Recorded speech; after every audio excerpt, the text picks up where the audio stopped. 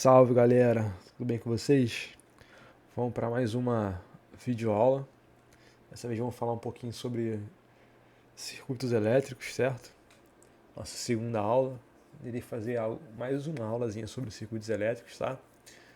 Essa aqui é a nossa segunda aula sobre o assunto. Vai falar um pouquinho sobre corrente contínua e corrente alternada, tá? É um conceito simples, tá? Porque você tem o seguinte, a gente viu até agora é, é um circuito simples, né? Onde tem apenas um resistor e uma bateria e fios, onde a corrente ela é sempre um valor constante, né? Repara que à medida que o tempo passa aqui, o valor da corrente ele é sempre a mesma, né? Então se aqui, por exemplo, for 2 ampere, vai ser 2 ampere sempre. Só que repara que existe uma corrente onde existe uma flutuação do valor dessa corrente, né? Ela não é sempre o mesmo valor. Então repara que aqui o valor dela, né, assume valores positivos, né, quando está acima desse eixo, e assume valores negativos quando está debaixo desse eixo. Então, à medida que o tempo passa, o valor da corrente ela vai mudando, né? E aí, pessoal, isso é importante por quê? Pelo seguinte, essa corrente que a gente tem na nossa tomada é uma corrente alternada, tá? E por conta disso, a diferença de potencial que a gente tem na tomada, ou a voltagem, ela não significa que tem um valor constante de 120 volts, por exemplo, se for uma tomada de 120. Significa que o valor médio dela é 120, mas ela pode chegar a valores máximos, por exemplo, de 170 a menos 170 volts, porque como a corrente está variando, né, a voltagem também varia. Normalmente essa corrente varia porque a voltagem está variando, né? E aí, por essa voltagem estar variando, significa que o valor máximo dela são esses daqui, né? 170 e menos 170, só que o valor médio, que ela é tirada por uma raiz quadrada e não é uma média aritmética, né? Ela vai ser de 120. Então esse 120 é o que a gente vê na tomada, né? Se for 220, tomada de 220 significa que a tomada tem um valor médio de 220, quer dizer que tem máximos e mínimos que não são aquele 220, né? Vai para mais e vai para menos, certo? Porque normalmente se a corrente é oscilante assim, quer dizer que o gráfico da DDP pelo tempo, ou o gráfico da voltagem pelo tempo, ou o gráfico da tensão elétrica pelo tempo, também vai ser um gráfico oscilante, tá? Então esse 120 é um valor médio, tá? Quer dizer que ela vai oscilar por alguns valores, beleza, pessoal? E aí, pessoal, a gente tem a definição de potência aqui pro nosso circuito. A gente já viu falar de potência lá em dinâmica, né? A gente falou isso em sala de aula, que é basicamente a quantidade de energia que está sendo perdida ou ganhada, né? Introduzida naquele sistema ou perdida por aquele sistema, dividido pelo intervalo de tempo, certo? Lembrando, pessoal, que a energia que a gente está falando aqui de um circuito elétrico é associada à energia potencial elétrica, né? Que a gente viu nas aulas passadas que está associado a quanto uma carga, né, sofre uma diferença de potencial. Vai ser esse produto aqui da energia potencial elétrica, né? E aí, pessoal, de um circuito. E aí, pessoal, tudo isso aqui dividido pelo intervalo de tempo, certo? E aí, repare o seguinte, que desse meu lado esquerdo aqui, esses dois elementos aqui que aqui parecem, é uma divisão entre quantidade de carga que passa num trecho, né, pelo intervalo de tempo. Isso a gente viu. Isso é justamente a definição de quantas cargas passam numa seção transversal de um fio, né? Isso é a corrente elétrica, né? ΔQ sobre ΔT é justamente a corrente elétrica. Então, portanto, essa potência vai ser o produto da voltagem, né, vezes a corrente elétrica. Lembrando, pessoal, que em alguns livros, e até mesmo eu faço de maneira indiscriminada, né, ΔV e V aqui no contexto de circuitos vão ser a mesma coisa, tá? Então a voltagem ou a diferença de potencial ou a tensão vezes a corrente elétrica vai ser a potência desse objeto que você está estudando, né? Num caso. Se for um resistor, por exemplo, vai ser isso tudo aqui. E aí, pessoal, a unidade de potência era para ser, né, justamente o volts vezes ampere, mas a gente vai utilizar, para falar de potência, o watts, tá? Que vai usar a letrinha W, o watts, né? Watts para potência. E a gente pode entrar numa discussão aqui agora, né? Falar um pouquinho sobre lâmpadas. Que, por exemplo, essa lâmpada aqui, ela tem 100 watts de potência. E essa lâmpada aqui, essa aqui é uma lâmpada incandescente, né? Essa aqui é uma lâmpada fluorescente. E essa lâmpada aqui tem 25 watts de potência. E eu posso perguntar para vocês, qual das duas lâmpadas vai gerar mais luz, né? Aí você pode falar, não, professor, claro que a lâmpada incandescente, ela vai gerar mais luz porque ela tem uma potência maior. Só que aí, meu amigo, cuidado, tá? Isso aqui tem relação, essa potência gerada, com a energia perdida, né, desse objeto e desse objeto. O que acontece é que a lâmpada incandescente ela funciona de uma maneira que 90% da energia dela perdida não é transformada em luz, apenas uns 10% aproximadamente, tá? Enquanto a lâmpada incandescente, perdão, a lâmpada fluorescente, ela é mais otimizada. Ela foi feita depois de ter uma eficiência muito maior. De tal maneira que 100 watts de lâmpada, 100 watts de lâmpada normal, incandescente, vai ser igual, em termos de quantidade de luz, né, do que uma fluorescente. Então, por mais que a potência seja maior, né, 4 vezes maior, significa que elas vão ter a mesma eficiência em gerar luz, porque essa daqui ela vai esquentar menos e essa aqui vai esquentar mais, tá? Então tu repara que às vezes a potência não quer dizer muita coisa em relação à eficiência de um objeto, né? Depende também de como esse objeto foi criado. Isso aqui é um exemplo. E aí, pessoal, você repara o seguinte, vai ser muito mais útil em termos de gastar menos energia você utilizar uma lâmpada fluorescente do que uma lâmpada incandescente, tá? E você pode até perguntar o seguinte, professor, essa quantidade de energia que é gasta, né? E tem relação com essa potência desse objeto, tem a ver com o gasto da conta de luz? Tem sim, tá? Então vamos aqui falar um pouquinho sobre o quilowatt-hora. O que vai ser esse quilowatt-hora? Repara o seguinte, como a gente falou aqui, ó, repara o seguinte, botar um delta aí para ficar igual ali, repara que a quantidade de energia que esse objeto ele perde, ele é igual à potência, né? Repara que eu só peguei esse ΔT aqui e passei para lá multiplicando, né? Ele vai ser igual à potência vezes o tempo, certo? E aí, pessoal, você repara que a energia é o que é calculada na hora de você fazer a conta de luz. Tá aqui um medidor elétrico, né? Esse medidor elétrico ele mede justamente a quantidade de energia que você usa, né? E é assim que é calculada a sua conta de luz. Então, por exemplo, se você tem um aparelho, por exemplo, um chuveiro, né, de 4.000 watts, 4.000 watts de potência, quer dizer que ele tem uma potência, né, de 4 kW, né? Professor, por que você está passando para 4 kW e não deixa só em watts? Porque, pessoal, a quantidade de dinheiro que você gasta vai ser medido em quilowatt-hora. Professor, quilowatt-hora? Porque repara, você tem potência, né, que é medido em watt, e o tempo, que é medido em segundos, minutos, horas, né? Quando a gente fala de gasto de energia elétrica, a gente vai falar de horas, tá? A unidade prática aqui vai ser a hora, tá? Então você vai utilizar também o kilowatt ao invés de usar o watt, ou seja, dividir por 1000, né? E a hora como unidade de tempo para falar de gasto de energia.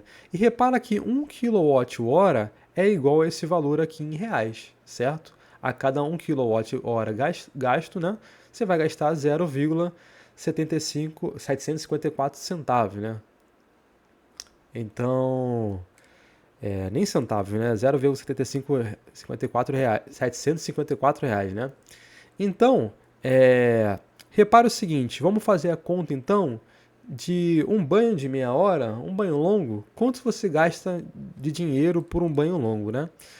Vamos fazer a conta então. Então a quantidade de energia, vou chamar aqui de ΔE, vai ser a potência, que é justamente esses 4 kW, né? Vezes o tempo, né? E tu repara que em 1 hora eu iria gastar justamente esse valor aqui, né? Esse valor aqui. Só que se eu gastar aqui, ó, por exemplo, 1 hora de banho, né? A gente vai ter justamente os 4 kWh, né? Se fosse um banho de 1 hora, certo? Só que, repara, se eu quisesse saber o banho de 1 hora, eu ia ter que multiplicar esse número aqui por 4, certo? Porque 1 hora dá 0,70... porque 1 kWh dá 0,754, né? Então 4 kW seria justamente o 4 vezes. Mas como o nosso banho é de meia hora, vai ser justamente metade, né? De 4, que vai ser 2 kWh. Ou seja, vai pegar esse valor aqui e multiplicar por 2. Então, por cada banho de meia hora que você for tomar, né? É um banho até relativamente longo, você vai gastar aí praticamente 1,50 mais ou menos. Então é 1,50 por banho.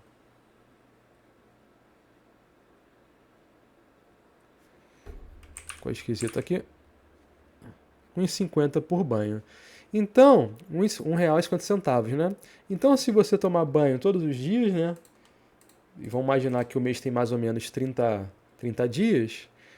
Isso vai ser mais ou menos R$45 no mês. Certo? Então, se você tomar um banho de meia hora por dia, você vai gastar R$45 por mês. E se você diminuir esse tempo para metade, né, fazer um banho mais econômico, você vai ter lá um banho de um valor de R$22,50, né, por banho, certo? Aproximadamente. Então cai para metade o valor gasto, né? Então se R$45 for um valor que na ponta do lápis, nas suas economias, for bastante, você pode reduzir ele, né? Ou seja, ganhar mais R$22,50 apenas reduzindo o tempo do seu banho, certo? Então, para cada aparelho eletrônico, você vai ter que fazer esse tipo de conta, saber qual que é a potência desse aparelho eletrônico, né? Converter para kilowatt, né? E depois multiplicar pelo tempo em horas, tá, pessoal? O tempo em horas que você utiliza esse aparelho, certo? E depois multiplicar pelo valor de 1 kWh. E aí, pessoal, por exemplo, se você usa um aparelho por 20 minutos, você vai ter 1/3 da hora. Então, de vez você colocar aqui você coloca 1/3, certo? E aí calcula e depois multiplica pelos 30 dias, se você usa aquele aparelho todo dia, né? E aí você pode fazer uma estimativa para cada aparelho que você tem na tua casa de quanto deve ser a sua conta de luz, certo? Essa conta de luz é relacionada a esse valor de energia que você gasta, energia elétrica que você gasta durante o mês, né? Então, pessoal, já que vocês aprenderam já como calcular uma conta de luz, vamos seguir um pouquinho, falar um pouquinho sobre elementos de um circuito, certo? A gente já falou já sobre circuito de maneira bem rápida, mas vou falar aqui mais detalhadamente cada um dos elementos do circuito, certo? A gente tem um fio condutor, que vai ser representado por uma linha ré, o resistor, que vai ser esse rabisco aqui, né? Indo para cima e para baixo, o gerador, que vai ter essas duas maneiras de representar, quando a gente fala de geradores de corrente contínua, né? E repare que tanto uma maneira de representar contra a outra, normalmente usa de cima, né? A paleta maior, né? Essa parte maior aqui, ela está relacionada à diferença, ao potencial maior, certo? E a paleta menor ao potencial menor, tá? Então, nem sempre vai ter representado esse mais e esse menos aqui, tá? Você tem que saber olhando para essas paletas. Isso é muito importante. Mas depois de tanto fazer exercício, você meio que grava isso na tua cabeça, né? Você tem a chave, o interruptor, né? Repara que esse objeto ele corta o circuito, né? Ele não deixa mais corrente passar porque tem um gap aqui, né? E para isso que ele serve, né? Justamente para cortar o circuito. E você tem um fusível que tem uma ideia parecida com o interruptor, só que ele já é mais automático, no sentido de garantir a segurança do teu circuito. Como é que ele funciona? Ele funciona da seguinte maneira. Ele vai funcionar bem enquanto a corrente que estiver passando for menor do que a limite dela. Então vamos dizer que, por exemplo, a limite dela é 20 A. Se por algum motivo a corrente que passar nesse fusível for maior que 20 A, esse cara aqui estraga, né? E deixa de passar corrente. E aí por isso que existe o fusível, para proteger o teu sistema o teu circuito, na verdade, né? O seu sistema elétrico da sua casa. Essa é a ideia do fusível, tá? Essa simbologia, eu coloquei essas simbologias porque são elas que justamente aparecem na nossa apostila e acho que são mais prováveis que vão cair no vestibular. Essas aqui com certeza, né? O resistor, fio e gerador. Essas daqui também podem aparecer mais com... pode parecer também a chave, o interruptor, menos um pouquinho do que esses outros três, né? E o fusível um pouco menos, mas como está na apostila, eu coloquei também para a gente explicar, tá? Vamos falar um pouquinho sobre circuitos em série, pessoal. O que vai ser um circuito em série? Pensa comigo no seguinte. Repare que aqui tem uma paleta maior, então é sinal de mais, né? E aqui uma paleta menor, sinal de menos. Repare o seguinte, pessoal, que aqui eu não tenho mais aquele circuito simples, que é quando eu tenho apenas um resistor. Eu tenho um circuito com dois resistores, certo? E aí, pensa comigo no seguinte, isso vai ser importante, tá? Existem duas maneiras de a gente tentar pensar nessa daqui. A maneira mais trivial é pensar no seguinte, ora, se eu tenho um resistor R1 e eu tenho um resistor R2, é como se eu tivesse, né, um circuito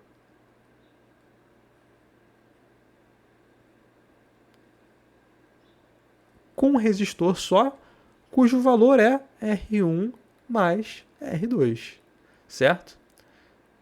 É como se fosse um circuito só, como se tivesse um circuito só, né? Um circuito equivalente, né? Que a gente vai chamar. Um circuito equivalente, uma resistência equivalente, cujo valor é a soma dos dois, tá? Só que vamos tentar fazer uma outra análise. Isso aqui tá certo, tá, pessoal? Aqui funciona muito bem quando a gente fala de circuito em séries. Mas vamos fazer uma outra análise. Vamos falar que aqui, nesse lado do circuito, a gente tem um potencial V+.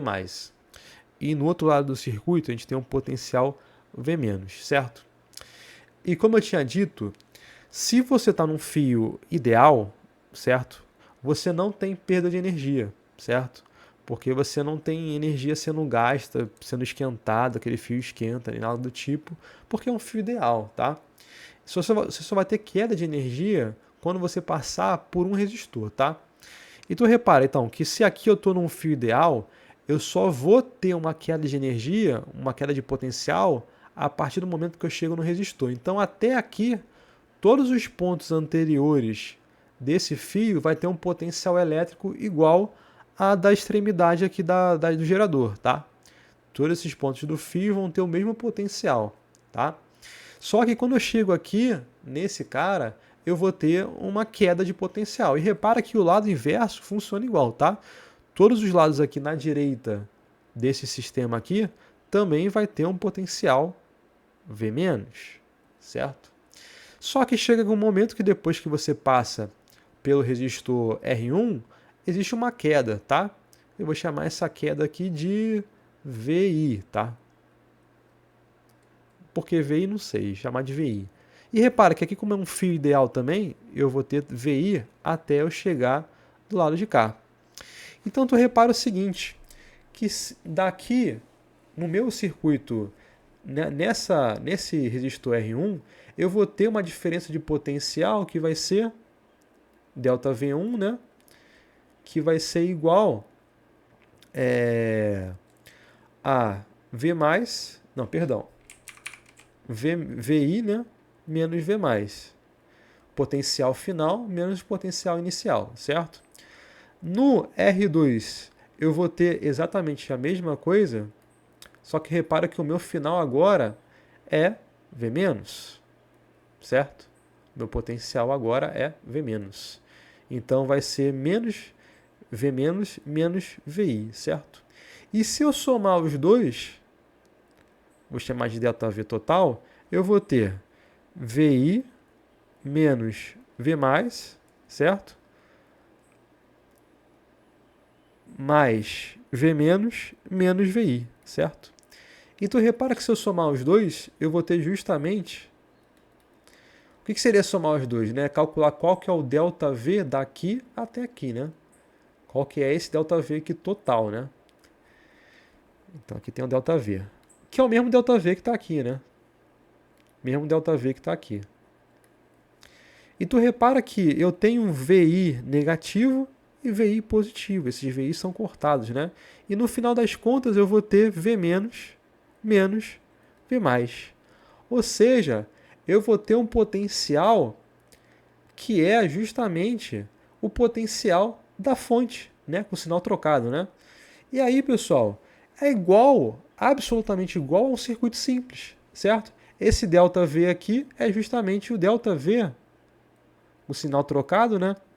Do ΔV da fonte, certo? A diferença de potencial que passa aqui na fonte é a diferença de potencial que passa lá no resistor equivalente, né? Só que repara o seguinte, por que o sinal de menos? Porque aqui na bateria o potencial aumenta, né? E no resistor, porque a bateria faz isso, né? Ela dá energia para o sistema. E no potencial no potencial elétrico do vetor, a diferença de potencial é um potencial negativo porque ele perde energia, certo? Esse ΔV, por isso que ele é negativo, tá? Mas em valor ele é igual, certo? Então tu repara o seguinte, que esse ΔV, e lembra que ΔV vezes I é justamente igual a... Não, perdão. Você repara o seguinte, que o ΔV total é justamente o ΔVI mais o ΔV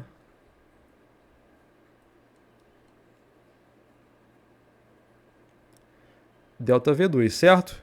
E lembra que tem a lei de Ohm, né? A lei de Ohm diz que ΔV é igual a R vezes I, certo? Então, se eu dividir todos eles por I,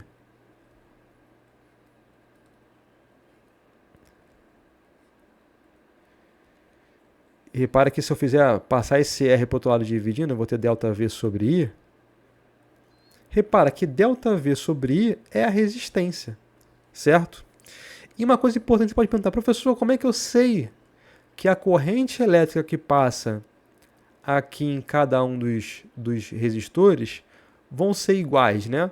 Porque repara que uma vez que a corrente elétrica passa aqui por esse circuito, ela não tem nenhum outro caminho para passar que não seja pelo resistor R1 e pelo resistor R2. E ela tem que voltar sendo a corrente I, né? Porque não tem outro caminho para passar. Repara que num circuito sério você tem um único caminho. Então a corrente que passa no resistor R1 vai ser a corrente que passa no resistor R2, tá?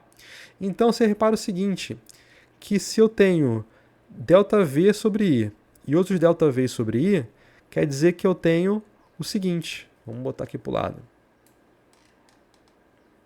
ΔV sobre I é justamente a resistência equivalente do meu, esse cara aqui, né? É justamente a resistência equivalente do meu circuito, pensando que esses dois resistores viram um só. E aí, ΔV1 sobre I vai ser justamente a resistência 1, né? Que ΔV sobre I é R. Como eu estou analisando desse cara aqui, vai ser R1, certo?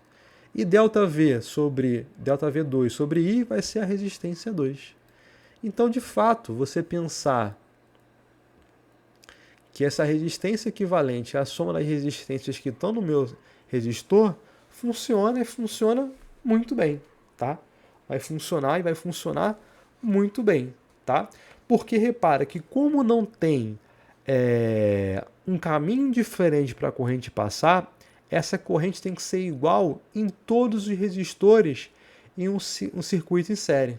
Então esse é o fundamental. Em um circuito em série,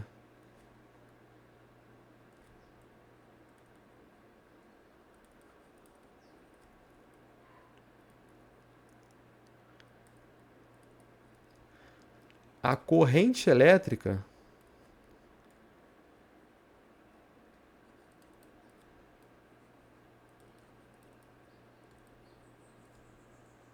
é igual em todos os resistores, tá? Então, quando você tiver justamente em um circuito em série, o que está em série? É ter um resistor atrás do outro, certo? Sem ter outro caminho para a corrente passar. Nesse caso, a corrente vai ser igual em todos os resistores e a soma dos resistores vai ser justamente a resistência equivalente. Então, se tivesse 3 resistores, seria R1 mais R2 mais R3. Se tivesse 4, R1 mais R2 mais R3 mais R4. Se tivesse N resistores, R1 mais R2 mais R3, aí um monte de soma, né? Mais Rn.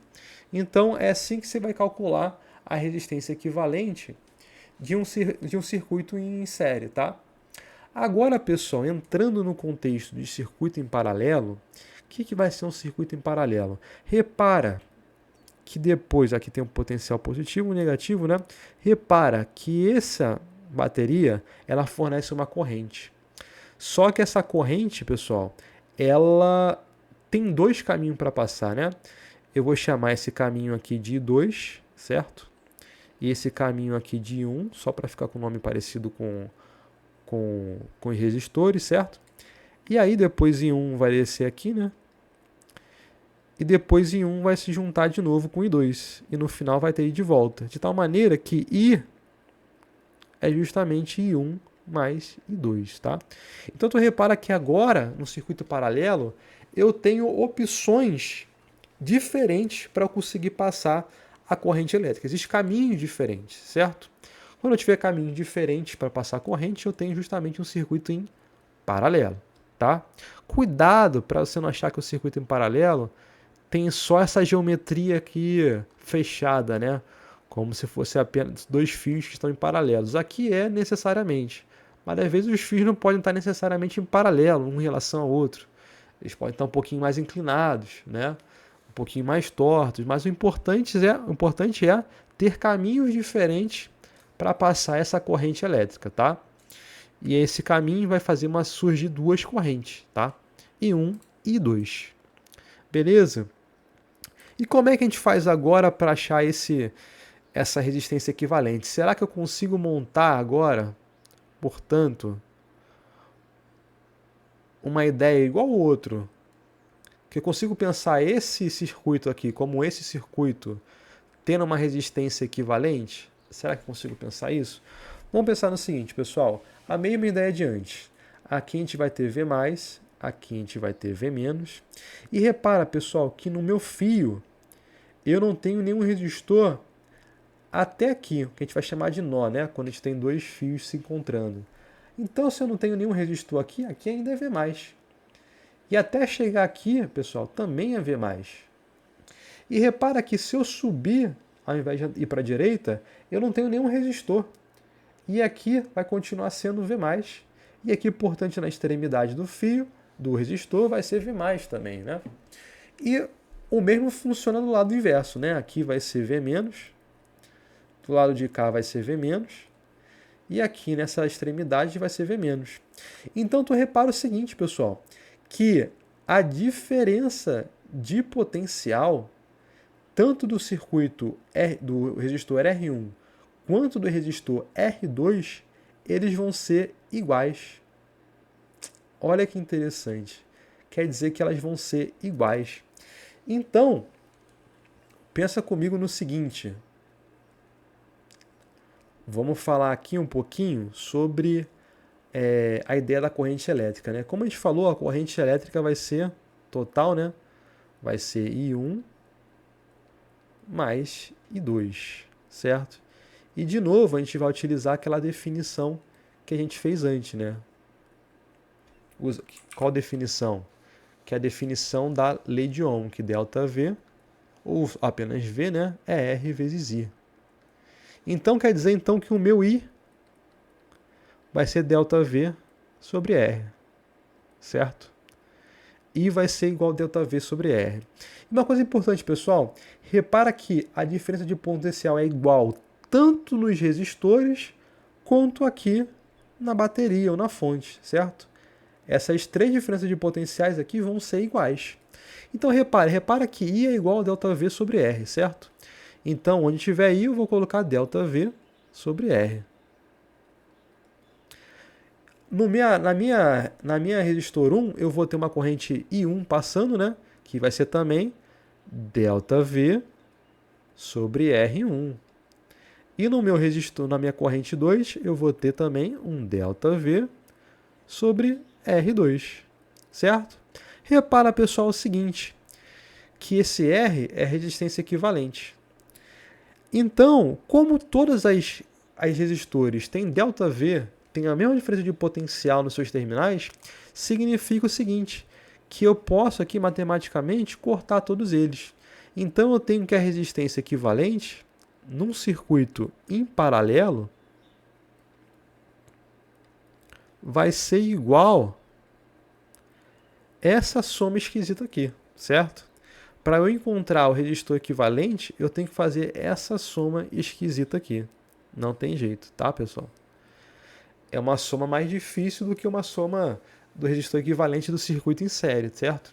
Só que ela funciona justamente assim, né? Você vai somar esses termos, de vez de estar no numerador, ele vai estar no denominador de todos os termos. E aí, pessoal, se tivesse um terceiro resistor aqui, aí seria mais R3. Se tivesse um quarto resistor, mais um quarto. Mais um R4. É até a quantidade de resistores que tiver, certo? É lógico que numa questão de vestibular, eles não vão colocar muitos e muitos resistores. Não vão ter, sei lá, 10 resistores, 8 resistores. Vão ter uma quantidade pequena de resistores, né? Porque para você não perder muito tempo, né? A pessoa que faz a questão, ela sabe disso. Então, repara que o que você tem que fazer aqui para resolver aqui é justamente o que eu sempre falo nas aulas, que é justamente as operações com frações, certo? Para resolver isso aqui, vai ser muito útil você utilizar os conceitos, né? As propriedades das operações com frações, tá? Então é isso, pessoal. Na sala de aula a gente consegue trabalhar melhor os exemplos, os exercícios, tá? Não vou me estender mais aqui, porque senão a videoaula vai ficar muito longa. Então é isso, pessoal. Um grande abraço. Quem tiver dúvidas, falem comigo. Pode falar aí no chat do YouTube, pode mandar mensagem no WhatsApp, tá? Que eu tiro a dúvida de vocês, tá bom? Grande abraço. Nos vemos sábado que vem.